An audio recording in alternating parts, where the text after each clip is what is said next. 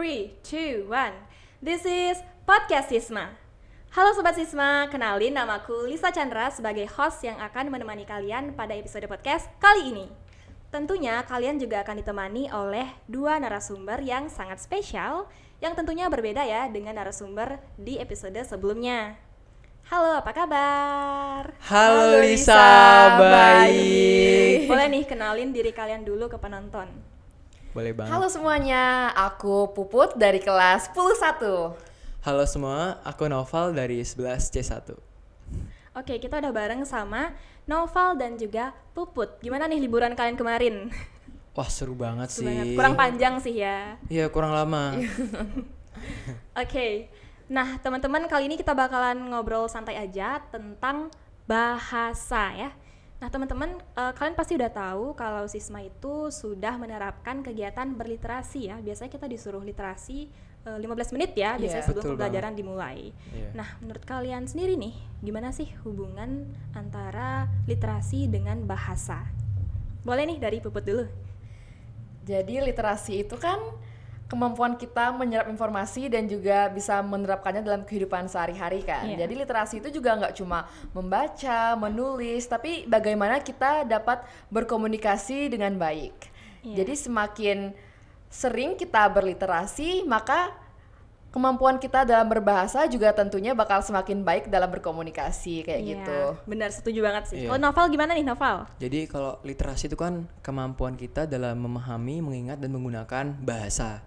Dan semakin baik juga kita menggunakan bahasa, maka kemampuan literasi kita juga akan meningkat, Lisa. Seperti itu. Benar ya, benar. Jadi kemampuan berbahasa yang baik ini akan meningkatkan literasi kita. Begitu juga sebaliknya. Literasi juga bisa membantu meningkatkan kemampuan bahasa kita. Benar. Jadi saling ada feedback lah antara penggunaan bahasa dan juga literasi. Nah, ngomongin tentang bahasa nih ya.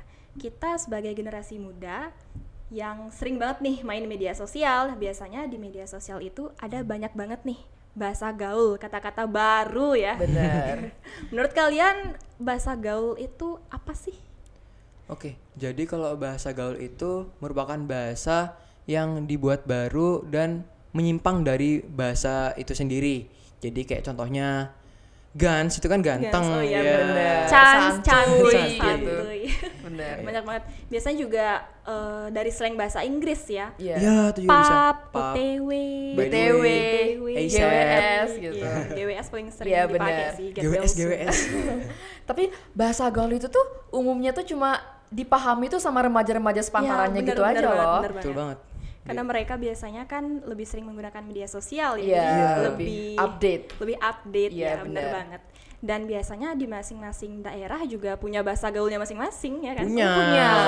Di Denpasar. Kalau pemuda Kodia tuh biasanya manggilnya K ya kalau ketepannya. Iya, benar. Manggil pakai K ya biasanya itu artinya untuk kamu. K lagi ngapain nih Karang? Lagi podcast nih Kak. Oke deh. Kalau gitu aku pengen nanya lagi nih ke kalian, menurut kalian gimana sih pengaruh penggunaan bahasa gaul terhadap bahasa Indonesia?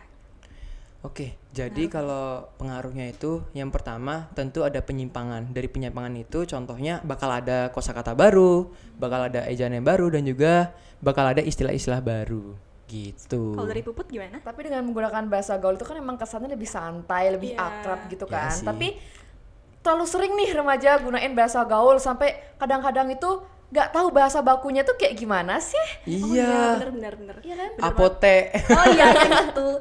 Jadi karena udah terbiasa pakai bahasa gaul nih, kita nggak tahu bahasa yang benar nih apa sih sebenarnya kata-katanya. Benar. Gitu. Oke.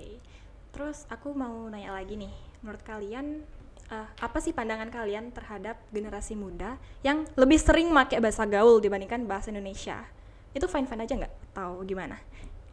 Menggunakan bahasa gaul itu kan harusnya sesuai dengan situasi dan kondisi dong. Benar. Kita nggak mungkin ngomong bahasa yang kurang sopan itu ke orang yang lebih tua. Jadi tergantung situasi dan kondisi aja sih menurut aku. Iya, aku setuju. Kalau misalnya penggunaan bahasa gaul itu hanya bisa digunakan di tempat-tempat informal atau tidak resmi.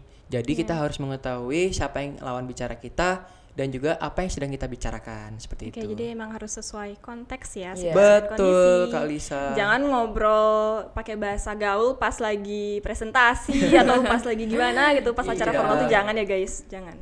harus pakai bahasa formal. Oke, terakhir nih, kalian punya pesan nggak buat generasi muda yang lebih sering pakai bahasa gaul dibandingkan bahasa Indonesia? Tentunya punya dong. Apa nih? Gimana Jadi nih? pesan dari aku nih buat kalian remaja-remaja yang sering menggunakan bahasa gaul itu nggak apa-apa kok.